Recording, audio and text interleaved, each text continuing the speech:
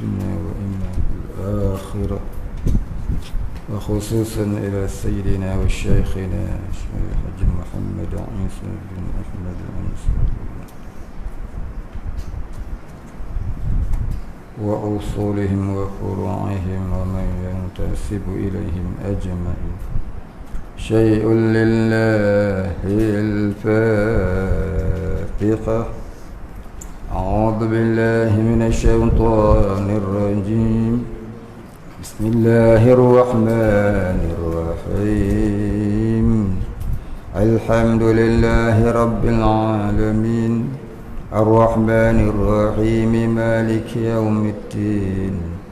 إياك نعبد وإياك نستعين.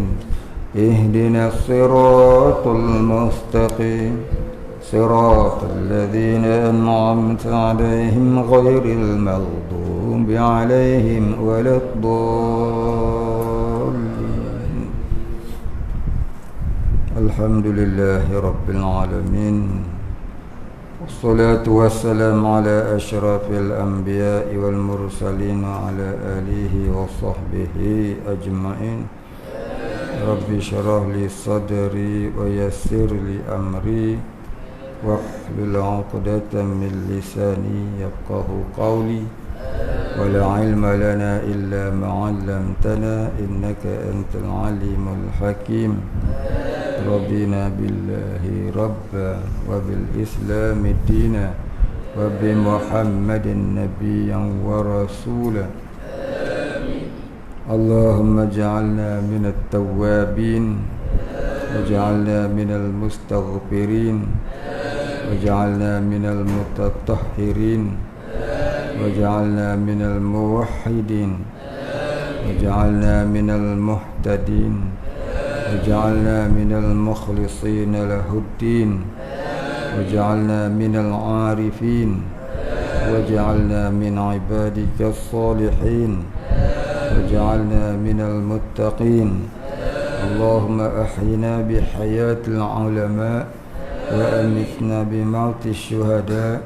آمين يا رب العالمين.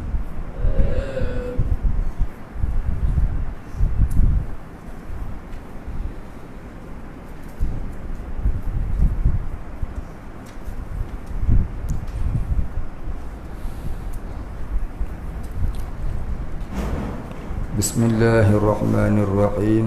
قال مصنف: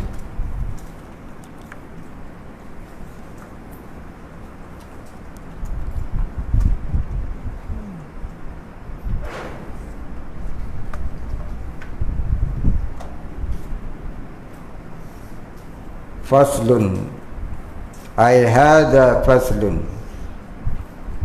ini suatu fasal.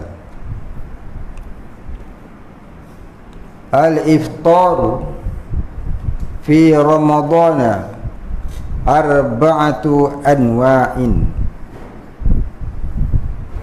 Al-iftaru, bermula berbuka puasa itu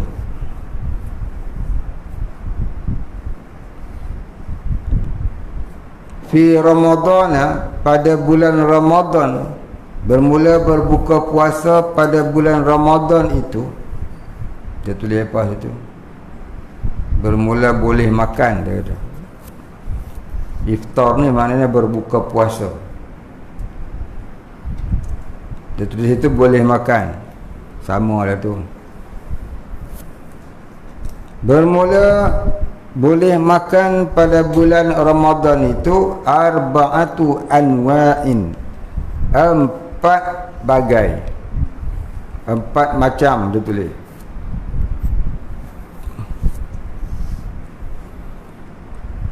Wajibun, yang pertamanya wajib. Yang ni hukumnya wajib berbuka.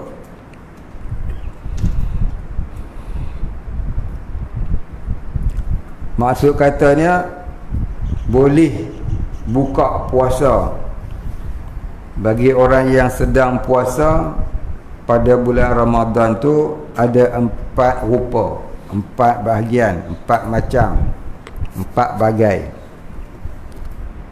Maka yang pertama hukumnya wajib. Wajib buka, tak buka berdosa. Kama fil mahaidi, seperti perempuan yang haid, wan nufasai, dan juga perempuan yang nifas. Ini wajib buka. Tengah-tengah puasa tiba-tiba datang haid, wajib buka. Ya, dia tak boleh teruskan. Wajib buka tu bukan dengan makna wajib dia makan. Wajib buka tu bukan dengan makna wajib makan ke wajib minum ke apa dah. Bukan lagu tu. Mana kata dia niat pada hari tu dia tidak puasa. Wajaizun, dan yang keduanya harus.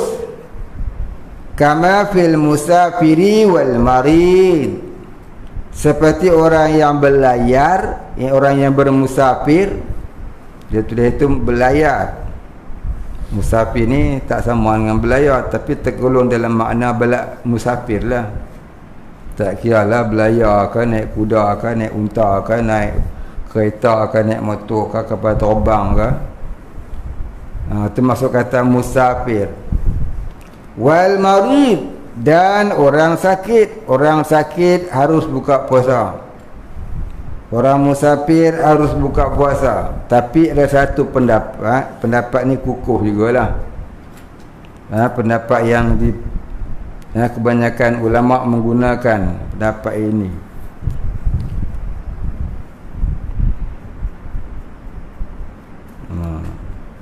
Iaitu hendaklah dia musafir itu sebelum masuk waktu subuh.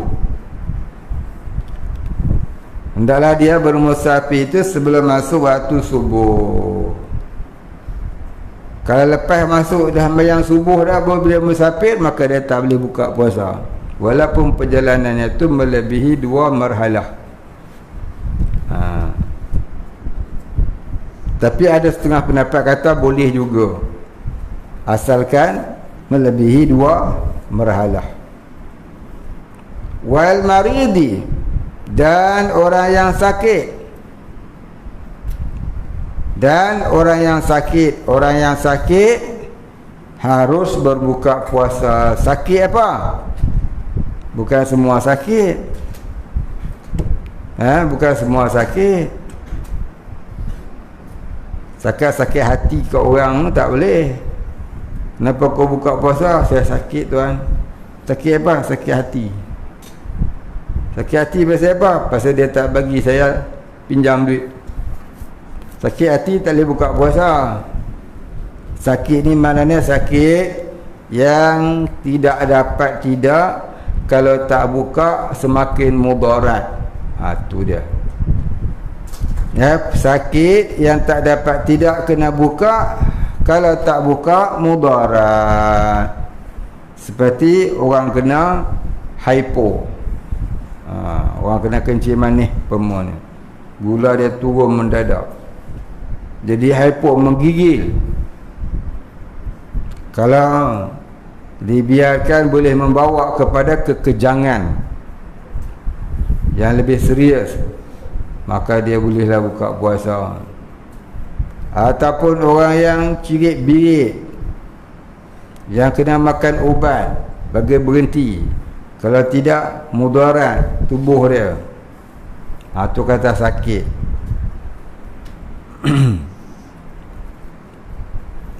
Walau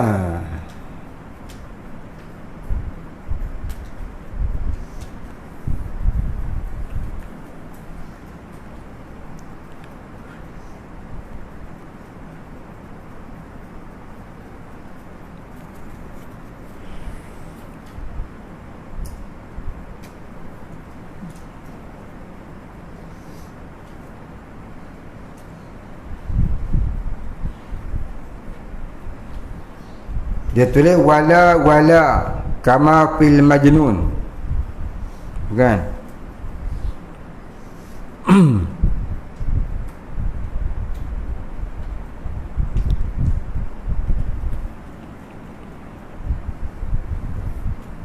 wala wajibun. Wala kedua tu wala jaizun. tu tepi dia. Wala itu wala kama fil majnun. Tambah tepi sikit tu dia dobek tepi. Wala yang betul wala yakni wala wajibun. Wala yang kedua tu wala ay wala jaizun.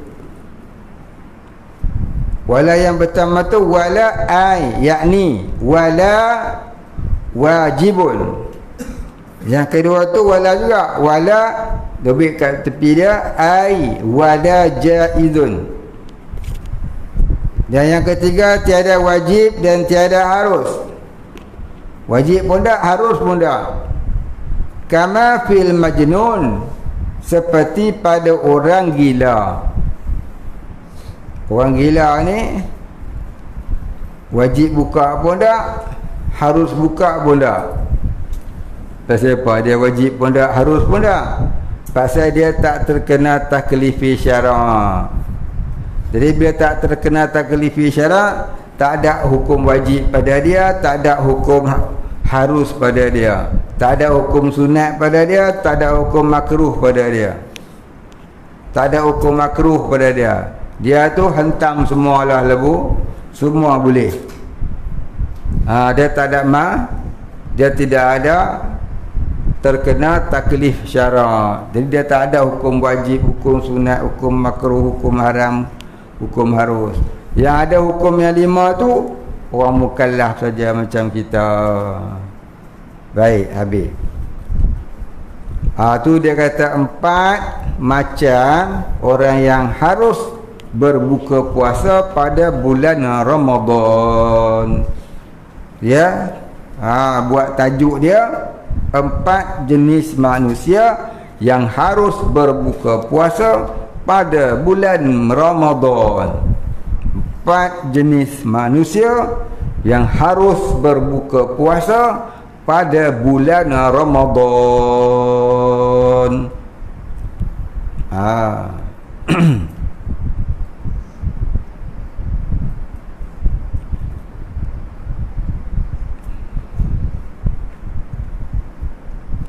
Oh bukan, 4 jenis boleh berbuka.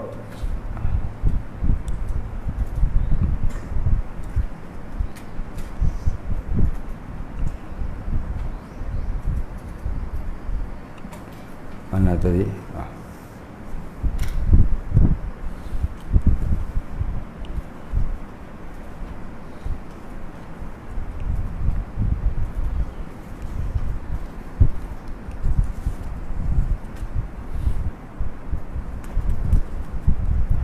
Dah cukup tu yang mana? Baik, yang ketiga.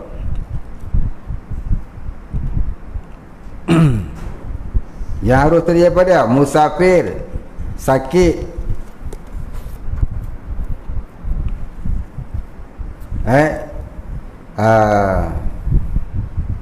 Yang pertama dia kata yang boleh makan pada bulan Ramadan tadi ni cuma wajib. Seperti mana orang haid dan nifas. Yang keduanya harus, seperti musafir dan orang yang sakit. Itu dia 4 jenis orang. 4 jenis yang boleh buka puasa. 2 orang tu wajib, 2 orang ni harus. Jadi 4. Kalau satu lagi tu tak wajib dan tak harus, tu seperti orang gila. Baik, habis. Wa muharramun, dan keempatnya haram.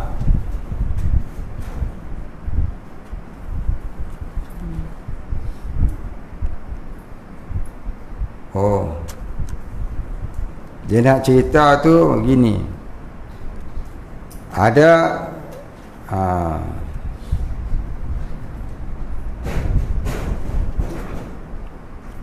yang tadi 4 ni lain pula.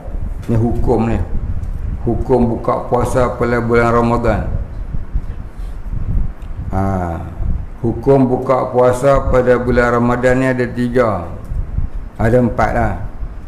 Yang pertama wajib, yang kedua harus, yang ketiga wajib pun tidak, harus pun tidak, dan yang keempatnya haram. Gitu. Ya, hukum berbuka puasa pada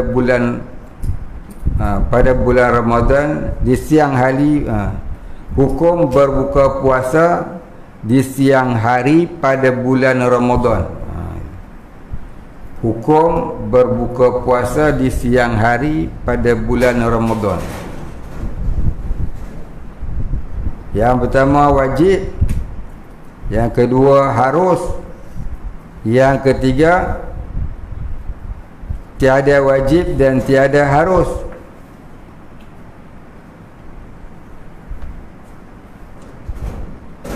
Yang keempat haram.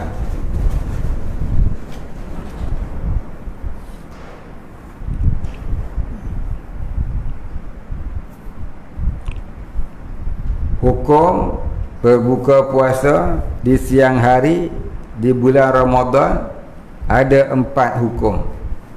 Yang pertama wajib, yang kedua harus, yang ketiga tiada wajib dan tiada harus, yang keempatnya haram. Yang wajib macam mana? Seperti orang haid dan nifas. Yang harus macam mana? Seperti orang musafir dan orang sakit. Tiada wajib, tiada harus, seperti orang gila. Tulis tulis sendiri itu. Wa muharramun, dan keempatnya haram. Macam mana haram? Baik, tengok dia kata apa? Kaman akhara qada'a ramadana ma'a tamakkunihi hatta dhaqal waqtu anhu. Titik. Wa muharramun, dan keempat haram. Kaman, seperti pada orang akhara, yang mentakhirkan qada'a ramadana, mengqada puasa bulan Ramadan, ma'a tamakkunihi, ma'a serta tamakkunihi, boleh ia qada,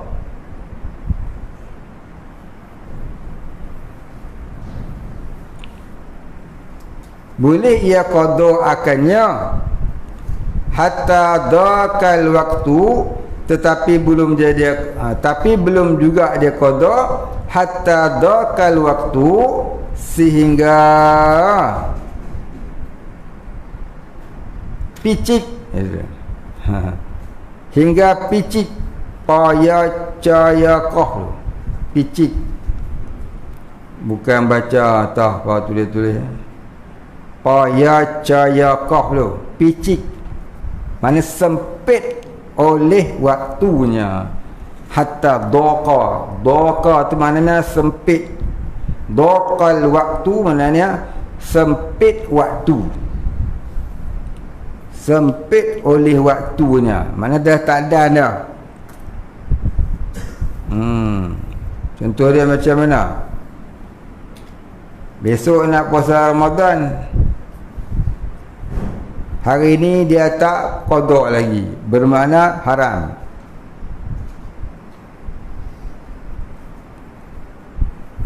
Jadi nombor 4 ni tulisnya gini. Wa muharramun, haram, dan yang keempat haram. Haram berbuka ni haram kalau dia tak puasa. Kaman akhara qada'a ramadana, seperti orang yang mentakhirkan qada Ramadan, ma'a tamakkuni, serta boleh ia qada, serta boleh ia qada, tapi belum juga qada. Bak kurungan tu tambahan tu. Tapi belum juga ia qada tu tak ada dalam bahasa Arab tu. Itu tambahan dia. Dia punya huraian dia tu. Serta boleh mengqadanya, tapi belum dia qada. Hatta dhaqal waktu, sehingga picik waktu, anhu, daripadanya. Picik tu maknanya sempit waktu. Mana kata tak ada dah dia nak dia nak main-main lagi. Tak adalah dia nak puasa, maka jadi haram. Contoh dia macam mana? Bulan lepas dia tinggal puasa 3 hari.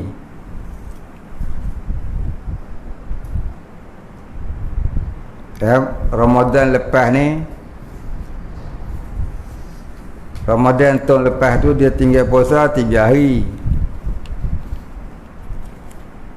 1 Syawal tak boleh qada lagi. Haram qada 1 Syawal pasal hari raya.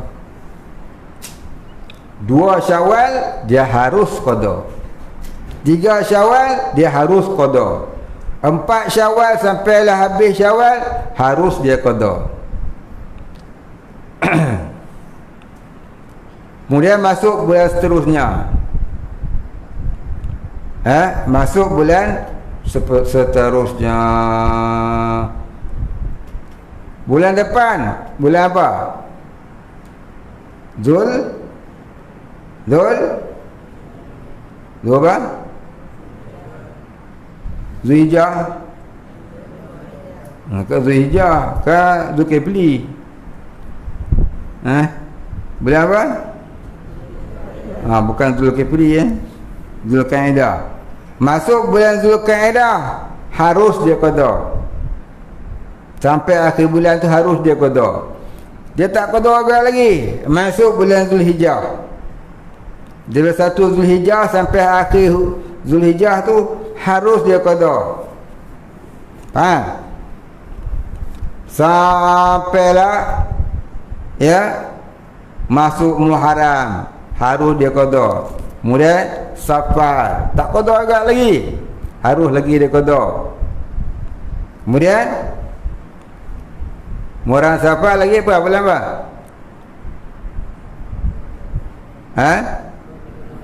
Rabiul Awal, lepas tu Rabiul Akhir, Jamadil Awal, Jamadil Akhir, Rejab, Syakban. Ini semua bulan-bulan yang dia harus puasa. Harus dia qadakan puasa dia. Tiba-tiba lagi 3 hari nak puasa Ramadan, maka tu jadi haram kalau dia tak puasa. Dia tinggal 3 hari tu, lagi 3 hari nak puasa, dia masih tak puasa, haram, dia tak puasa tu. Tu namanya waktu yang picik untuk dia qada. Kalau tak qada jadi haram. Iaitu lagi 3 hari dalam bulan Syaban nak masuk Ramadan tu, wajib dia puasa qada. Maka 3 hari itu bila? 3 hari tu, 3 hari tu ialah 27, 28, 29 Syakban. Tiba-tiba 30 Syakban tu disangkanya 1 Ramadan. Rupanya tak nampak anak bulan, jadi 30 Syakban. Maka sahlah 3 puasanya. Kalau lepas 20 Syakban, 29 Syakban tu besok 1 Syawal, pun terlepaslah dosanya daripada tak qada puasa. Baik, boleh faham? Boleh faham? Amir boleh faham pening bela boleh faham? Tak boleh? Boleh? Boleh, bagus.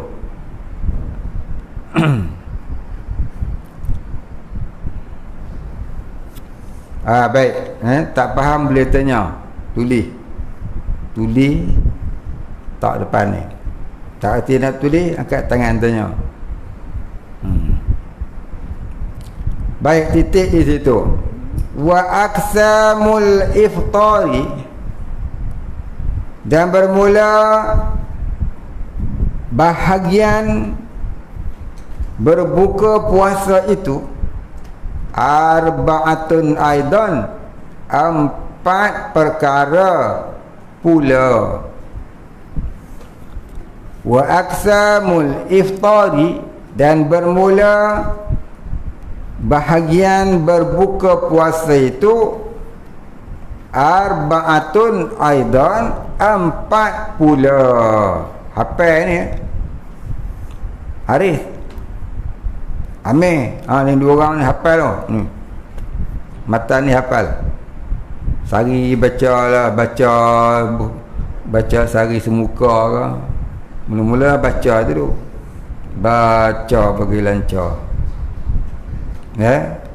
dengan makna dia. Jadi boleh belajar bahasa Arab, kan? Boleh tahu maksud.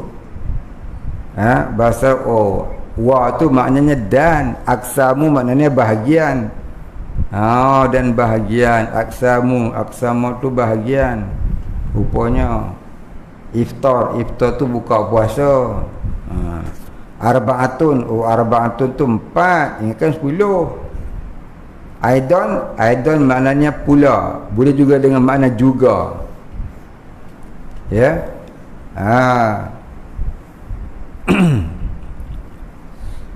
Aidan ni ada 2 makna, pula pun boleh, juga pun boleh.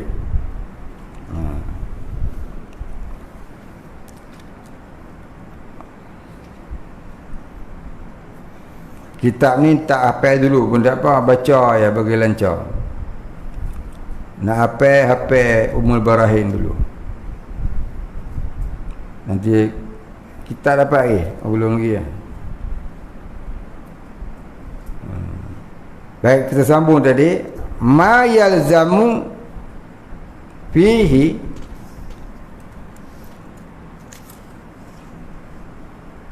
ma yalzamu fihi, pertama daripada 4 tu, pertama daripada 4 itu, ma yalzamu, perkara yang wajib, yakni perkara yang mesti. Yalzamu ataupun lazim dalam bahasa Arab, terjemah dalam bahasa Melayu maknanya wajib ataupun mesti. Lazim selalunya dalam bahasa Melayu maknanya kebiasaan. Dia lazim lepak kat kedai kopi, maksudnya dia biasanya lepak kat kedai kopi. Tapi dalam bahasa Arab lazim ni maknanya mesti. Dia mesti, wajib, atau maksud kata lazim dalam bahasa Arab, bukan lazim dalam bahasa Melayu. Ma yalzamu, perkara atau barang yang mesti, fihi padanya, al-qada'u, oleh qada. Al-qada'u, oleh qada.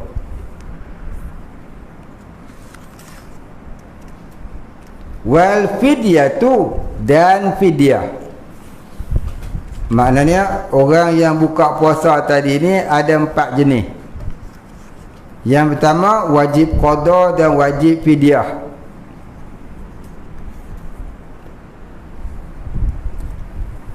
Orang yang boleh yang buka puasa tadi ni ada 4 jenis. Satu yang wajib qada, lagi wajib fidyah. Wa huwa ithnani, dan iaitu ada 2. Ada 2 sebab.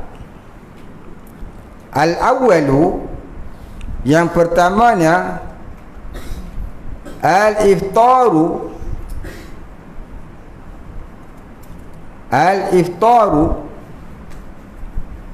berbuka puasa ia li khaufin, kerana takut, ala ghairihi, atas sesuatu, takut atas sesuatu. Takut atas sesuatu macam mana? Takut mudarat ke atas sesuatu yang lain. Bukan takut mudarat dirinya, tapi takut mudarat ke atas yang lain. Macam mana?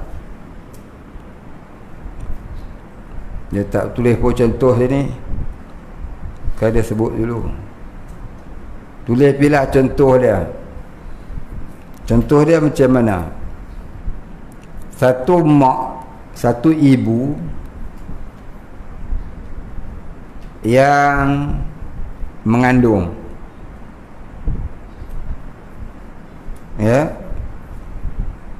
satu ibu yang mengandung.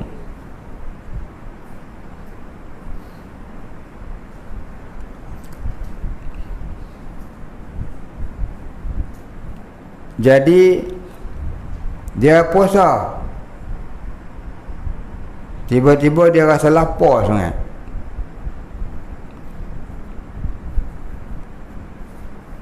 Dia takut anak dalam kandungan dia tu mudarat. Pasal dia rasa dia lapar sangat. Dia takut anak dalam kandungan dia tu lapar sangat. Maka dia pun buka. Dia buka kerana risau ke anak dia, bukan risau pada diri dia. Maka dia ni wajib qada serta fidyah. Ataupun seorang ibu yang menyusukan anak, tiba-tiba susu dia tak ada, dan dia pun zon, ni aku tak ada susu ni pasal aku tak makan. Maka dia risau anak dia mudarat pasal tak ada susu. Dia pun buka puasa, bagi banyak susu. Maka dia buka puasa pasal apa? Pasal takut mudarat anak dia. Itu kata dia takut mudarat yang lain, bukan mudarat dia. Dia takut mudarat anak dia. Maka dia ni kena qada serta kena fidyah. Tapi kalau dia buka puasa tu bukan kerana takut mudarat anak dia, cuma dia takut mudarat diri dia sendiri. Dia tak takut mudarat anak dia, tapi dia takut mudarat diri dia sendiri. Maka tu wajib qada saja, tak kena fidyah. Betul juga orang yang menyusukan anak tadi. Kalau dia buka tu pasal dia takut mudarat diri dia sendiri, bukan takut mudarat anak, maka dia wajib qada saja, tak kena fidyah. Itu beza dia. Kalau dia buka puasa takut mudarat diri sendiri, itu wajib qada. Tapi kalau dia buka puasa kerana takut mudarat anak yang dikandungnya atau anak yang disusukannya, maka itu wajib qada serta fidyah. Itu beza dia.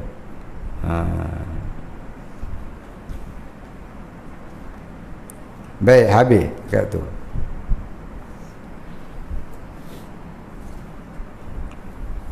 Wasani,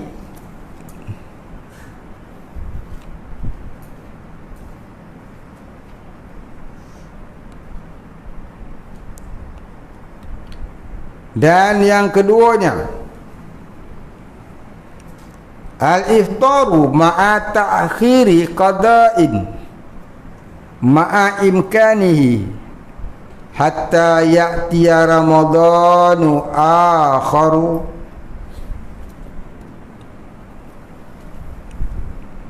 Al-iftaru, berbuka, ma'a ta'khiri, serta mentakhirkan ia, qada'in, akan qadanya, ma'a imkanihi, serta boleh ia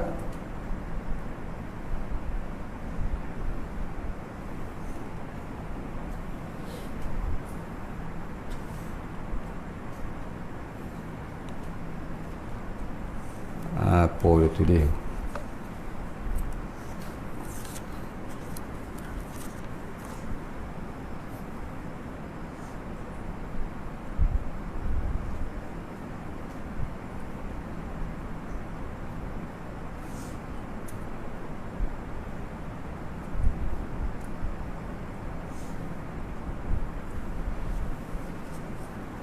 Dia tulis apa tu? Hak makna dia tulis apa?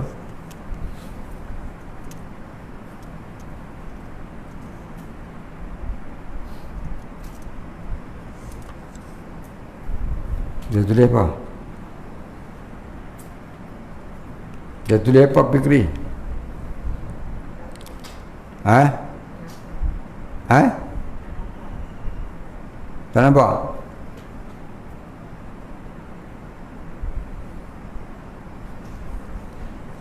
Akan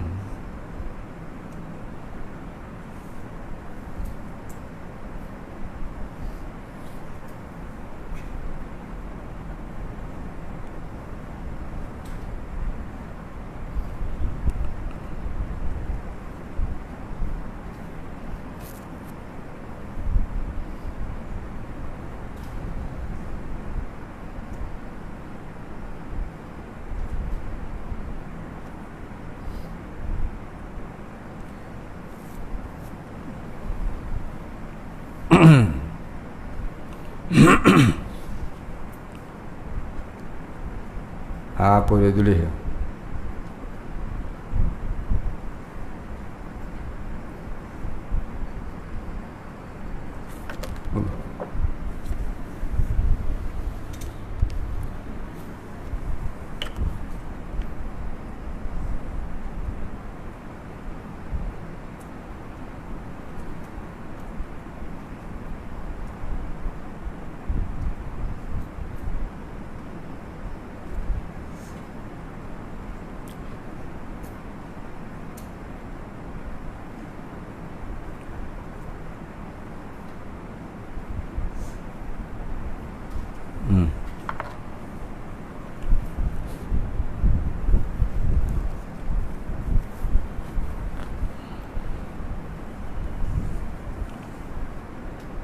Baik, itu huraian dia tu. Kita baca terjemah imkan tu. Ma'a tu maknanya serta. Imkani serta boleh. Serta boleh ia mengqadanya, tetapi belum juga ia qada, gitu. Tu huraian dia. Ma'a ni serta, imkani boleh ia qadanya, tetapi belum juga ia qada. Gitu. Hatta sehingga ya'tiya datang oleh Ramadhan, bulan Ramadan akhir yang lain. Jadi yang kedua ni, dia melambat-lambatkan qada sampai masuk bulan Ramadan yang lain. Dia masih belum qada. Yang ini wajib qada serta fidyah. Yang ini wajib qada serta fidyah. Tu dia kata tadi, wajib qada serta fidyah. Ada dua, iaitu yang pertama, orang yang tinggal puasa kerana takut mudarat orang lain, seperti takut mudarat anak dalam kandungan ataupun takut mudarat anak yang menyusu. Yang keduanya, orang yang tinggal puasa sehingga dia tak qada sampai masuk Ramadan yang lain. Maka lepas Ramadan yang lain tu dia kena qada serta fidyah. Gitu wa thaniha, dan yang kedua, kita berhenti situ dulu, panjang sangat. Baik, tanda yang kedua, kemudian katanya wasaniha. Tanda situ. Ini nak baca soalan ni.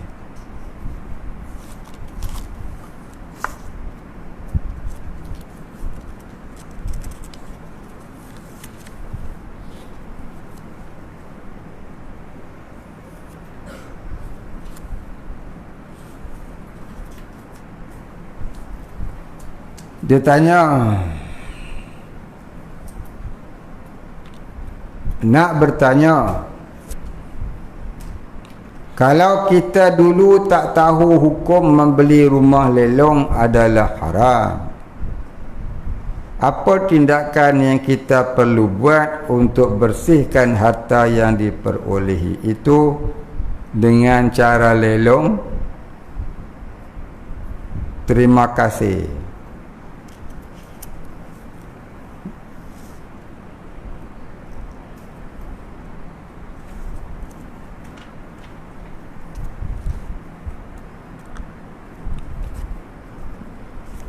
Baik, dia tanya, kalau kita dulu tak tahu hukum membeli rumah lelong adalah haram, apa tindakan yang kita perlu buat untuk bersihkan harta yang diperolehi? Baik, harta tu kena hibah. Harta tu hendaklah diletakkan ataupun disalurkan kepada perkara yang musalihul mursalah. Perkara itu hendaklah disalurkan kepada kegunaan orang-orang awam, seperti buat jalan ke, buat tandas awam ke. Pasal kita terjual barang yang tak boleh, seperti kita beli motor curi. Kita beli motor curi, kalau kita tahu siapa punya tuan motor, kita kena pulangkan kepada tuan itu. Tapi kalau kita tak tahu siapa tuan dia, kita tak tahu siapa tuan dia, cari pun memang tak jumpa lah, maka duit motor tadi ni, ya, hendaklah kita serahkan kepada perkara yang terkandung dalam makna musalihul mursalah. Ya, orang-orang keperluan-keperluan yang diharuskan oleh syarak, seperti kegunaan umum orang Islam. Kegunaan umum orang Islam apa dia? Ya, contohnya dia buat pergi ke rumah-rumah anak yatim ke, waktu tu buat pergi beli barang. Kalau duit buat tandas rumah anak yatim ke, ya, ataupun pergi pondok-pondok ke, tahfiz ke, ya, duit itu dia buatlah jalan ke. Habis tu dia nak makan apa, semua duit dia ke apa, semua mana daripada hasil jual beli haram tu, semua sekali lah. Habis tu dia nak makan apa kalau semua bagi? Dia boleh ambil sedikit untuk dirinya, sekadar dia mencari pencarian, mata pencarian hidup yang baru, yang halalan tayyiban. Dia bolehlah pakai dulu sikit. Contohnya duit dia ada 500,000 dah, hasil kumpul daripada duk jual beli benda haram ni. Ramai orang lagu ni buat kerja ni. Jadi 500,000 tu dia guna dulu sikit untuk makan minum dia, kemudian dia tinggal dah kerja tu, dia pergilah buat kerja yang halal. Dah dapat dia kerja yang halal, baki daripada dia makan minum tadi ni semuanya tu dia salurkan untuk kegunaan awam, seperti buat jalan ke, menghantar ke pondok ni ke. Saya nak buat pagar, saya nak buat pagar, saya nak buat jalan, saya nak buat parit, untuk kegunaan orang-orang Islam secara umum, bukan secara peribadi. Kalau secara peribadi tak boleh, secara umum boleh. buat tandas ke, sini banyak benda nak buat. Dia tanya, mai hantar sini sini banyak nak buat. Ada 1,5 juta pun boleh mai hantar sini. Baik, kemudian soalan yang kedua, boleh tak, jadi maknanya duit haram kita tak boleh guna untuk peribadi. Duit haram mestilah kita salurkan untuk kegunaan awam, untuk kegunaan orang ramai. Nak guna secara peribadi tak boleh. Nak buat rotek tak boleh. Nak isi minyak tak boleh. Tukar tayar bukan makan pun tak boleh. Untuk peribadi tak boleh. Untuk kegunaan awam boleh. Kegunaan awam boleh. Mana bukan untuk kita, tapi untuk orang Islam yang umum kegunaan dia, jalan raya, tandas, pagar sekolah agama, pagar surau. Pagar masjid tak boleh, pagar surau boleh, pagar sekolah agama boleh, pagar masjid tak boleh, buat pagar rumah sendiri tak boleh. Baik, begitulah cara dia. Boleh tak terangkan tentang perkahwinan seorang Muslim dengan ahli kitab? Boleh? Dia tanya boleh dah? Boleh. Tengok sini. Macam mana? Harus lelaki Muslim berkahwin dengan perempuan ahli kitab. Tetapi tidak harus perempuan Muslimah kahwin dengan lelaki ahli kitab. Saya ulangi, harus lelaki Muslim kahwin dengan perempuan ahli kitab, tapi tidak harus perempuan Muslimah kahwin dengan ahli kitab. Jadi dalam bahasanya gini, Muslimah kahwin kitabi tak boleh, kitabiah kahwin muslim boleh. Kitabiah maknanya perempuan, kitabi laki-laki, muslimah perempuan, muslimun lelaki. Muslimun kahwin dengan kitabiah harus, muslimah kahwin dengan kitabi tak harus. Siapa dia ahli kitab ni? Iaitu orang Yahudi ataupun orang Nasara yang berpegang teguh dengan kitab yang asal. Orang Yahudi yang berpegang teguh dengan kitab Taurat. Orang Nasara yang berpegang teguh dengan kitab Taurat. Nasara pakai Taurat ke? Ya. Habis tu Injil tu dia cuma susulan daripada Taurat. Hukum kitab Taurat berjalan dari zaman Nabi Musa sampai zaman Nabi Isa. Jadi seluruh nabi-nabi dan rasul dari zaman Nabi Musa sampai Nabi Isa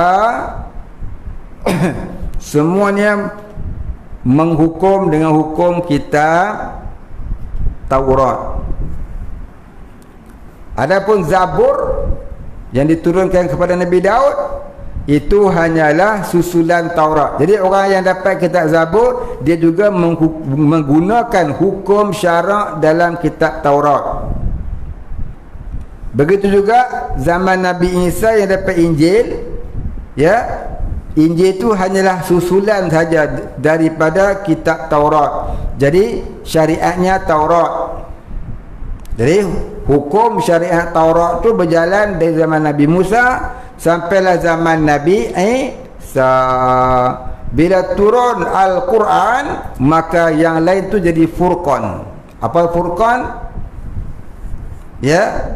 Jadi terfarak. Farak maknanya apa dia? Farak mufarakah, terbatal, ternasah. Jadi farak maknanya yang membezakan, hukum lama dengan hukum baru. Maka hukum Taurat tu sampai zaman Nabi Isa saja. Jadi berapa lama?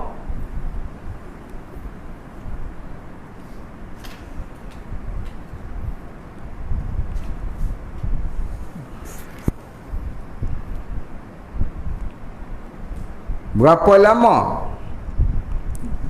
Lamanya, jaraknya hukum kitab Taurat itu berjalan di muka bumi, iaitu daripada zaman Nabi Musa sampai lahir zaman Nabi Muhammad, sampai Nabi Muhammad jadi rasul. Itulah lama masanya hukum Taurat berjalan di muka bumi, iaitu dari zaman Nabi Musa sampai zaman Nabi Muhammad jadi rasul. Berapa lama? Kata ahli sirah 1725 tahun. 1725 tahun hukum Taurat berjalan di atas muka bumi. Faham? Hukum Quran 1440 tahun. 40 apa? 44. Nak masuk 45 lah kan. Tu maknanya Taurat jalan lagi lama. Jadi siapa-siapa yang beriman dengan kitab Taurat tu namanya Ahlul Kitab. Hari ni ada tak kira Ahlul Kitab? Tak ada dah. Mana ada dah kitab Taurat tu. Hari ni dia orang guna kitab Talmud. Orang-orang Yahudi ubah kitab Talmud, kitab Taurat jadi Talmud. Maka mereka itu bukan ahli kitab, itu kafir harbi. Itu kafir harbi. Macam di Indonesia, setengah-setengah pak lebih dia kata orang Kristian itu ahli kitab. Sebab itulah boleh kahwin. Sebab itulah boleh kahwin orang Islam dengan orang Kristian. Hari Jumaat akad nikah di masjid, hari Ahad akad nikah di gereja. Tak sah. Siapa kata begitu tu haram. Tak sah lagi haram. Siapa cakap lagu tu jelas jahilnya. Orang Kristian bukan ahli kitab. Orang Kristian hari ni dia bukan pakai Injil, dia pakai Bible. Kita Injil tu pergi mana? Mudah tahu lah. Dia bukan pakai pun Taurat. Taurat pun dia tak kena. Jadi Kristian dan Yahudi yang ada pada hari ini, mereka bukan ahli kitab, mereka kafir harbi. Itu masuk kata ahli kitab tu ialah orang-orang yang berpegang teguh dengan kitab Taurat. Maka orang yang berpegang teguh dan mengamalkan kitab Taurat tapi dia tak masuk Islam, maka itulah nama dia ahlu kitab. Maka sah perkahwinan seorang perempuan ahli kitab yang disebut kitabiah dengan seorang lelaki muslim. Tapi tidak sah perempuan muslimah kahwin dengan ahli kitab lelaki. Dah faham? Faham tak? Pening kepala ni. Omak pening kepala ustaz ni. Siapa tak faham kat dengan? Umak faham? Umak faham, nanti tanya umak nah. Ambil tanya umak. Umak kenal umak? Tu, ya handsome tu, umak lah tu. Tak kenal? Tak kenal, tu lah nama umak tu. Tu, Sarjana Umar tu lah dia. Baik.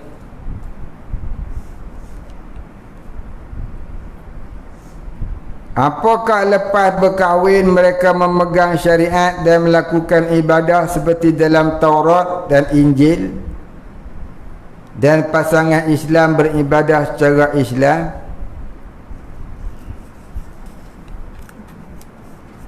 Baik, zaman dulu memang ada lah. Zaman Nabi Muhammad dulu barangkali ada lah orang kitabiah kahwin dengan Muslim. Tapi beransur-ansur ahli kitabiah tadi dia masuk Islam dan mengamalkan Quran. Ya. Dia beransur-ansur belajar Quran dan masuk Islam akhirnya. Dibolehkan saja kahwin. Tapi akhirnya dibolehkan saja kahwin, tetapi diajak untuk memeluk Islam. Dibolehkan berkahwin, mana masa dia tu kafir kitabi, sah kahwin dengan masa dia tu kafir kitabiah, sah kahwin dengan Muslim lelaki. Dia ahli kitab perempuan, kafir kitabiah kita kata, sah kahwin dengan lelaki Muslim. Bila dah kahwin lelaki ni kena ajarlah bini dia ni memahami hukum Islam seperti solat dan sebagainya. Maka dia kenalah belajar solat dan solat. Dia tak bolehlah biar kawan tu duduk dalam kafir kitabiah. Dia kena ajar lah. Dia kena ajar yang akhirnya dia akan mengamalkan Islam seperti mana syariat yang kita amalkan. Begitu. Habis.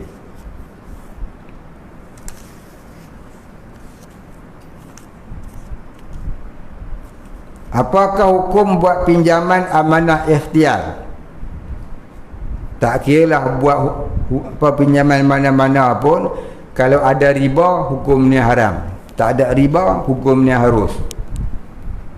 Tak kiralah buat pinjaman mana-mana pun, ada riba hukumnya haram, tak ada riba hukumnya harus. Baik, amanah ikhtiar ada riba lah. Kata tak riba harus, ada riba haram. Nah, yang halal riba ni komputer riba dengan bulan jatuh ke riba, dan satu lagi riba anak. Yang tu halal.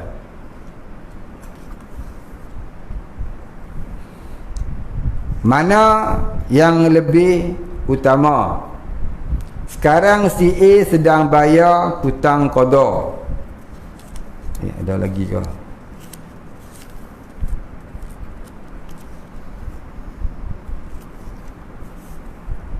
Sekarang si A sedang bayar hutang qada, solat dan puasa. Si ibunya sudah meninggal dunia. Manakah yang utama? Qada hutang diri sendiri atau arwah ibunya? Maka qada diri sendiri dulu sampai habis, nanti barulah qada untuk ibunya pula. Gitulah caranya. Orang mati, dia kena qada, dia kena fidyah. Orang mati, kata setengah ulama, difidyahkan sahaja pun sah dah, tak wajib qada. Kata setengah ulama, kena qada juga fidyah. Maka itu berbeza pada keadaan si mati itu. Berbeza pada keadaan si mati.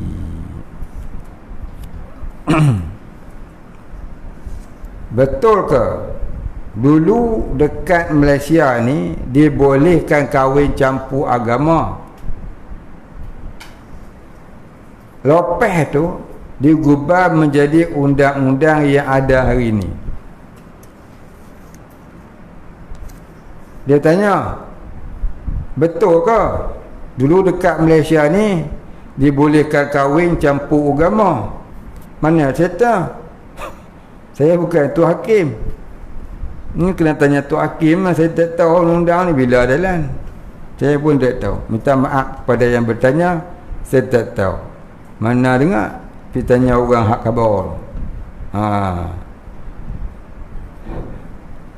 Jadi yang kita tahu, agama kita, agama Islam hanya boleh berkahwin sesama agama Islam. Nak kahwin dengan Hindu tak boleh. Nak kahwin dengan kafir tak boleh. Jadi kalau orang kata dulu boleh, tu saya tak tahu lah. Itu undang-undang dunia saya tak tahu lah. Undang-undang agama tak boleh. Ya, tak boleh. Dah kita berhenti setakat tu. Baik, kemudian katanya wasaniha ila akhirih. Wallahu a'lam. Al-Fatihah. A'udzu billahi minasyaitonir rajim. Bismillahirrahmanirrahim. Alhamdulillahi rabbil alamin. Ar-Rahmanir Rahim. Maliki yaumiddin. Iyyaka na'budu wa iyyaka nasta'in. Ihdinas siratal mustaqim. Siratal ladzina an'amta 'alaihim ghairil maghdubi 'alaihim waladdallin. Bismillahirrahmanirrahim. Alhamdulillahi rabbil alamin. Wassalatu wassalamu ala asyrafil anbiya'i wal mursalin wa ala alihi wa sahbihi ajma'in. Allahumma ighfir lana dhunubana warhamna wa antal ghafurur rahim. Allahumma ighfir lana dhunubana wa liwalidina warhamhum kama rabbayana shighara. ولمشايخنا وللمسلمين أجمعين برحمتك يا أرحم الراحمين. اللهم نور قلوبنا بنور معرفتك يا فتاح يا رزاق.